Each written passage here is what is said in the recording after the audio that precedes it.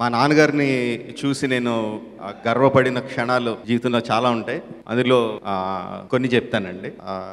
మా తాతయ్య గారు చాలా ధనవంతులు, చాలా చాలా డబ్బులు సంపాదించారు. మా నాన్నగారులందరూ సిల్వర్ స్పూన్తో పుట్టారు. So very rich. బట్ తర్వాత కాలంలో ఆ డబ్బంతా హరించుకుపోయింది. 80sలో అందరం మెడ్రాస్లో ఉండేవాళ్ళం అండి. ఒక రెండు గదులలో 14 మంది 15 మంది అందరం ఉండేవాళ్ళం.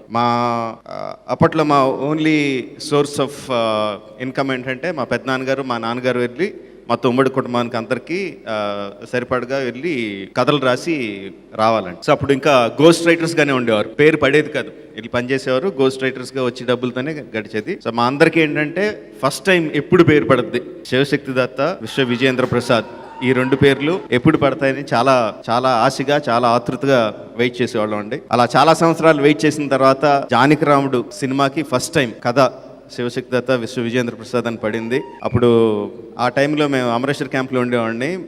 మాన్వీర్లి పక్కన టౌన్, 15 కిలోమీటర్ల దూరంలో ఉన్న టౌన్.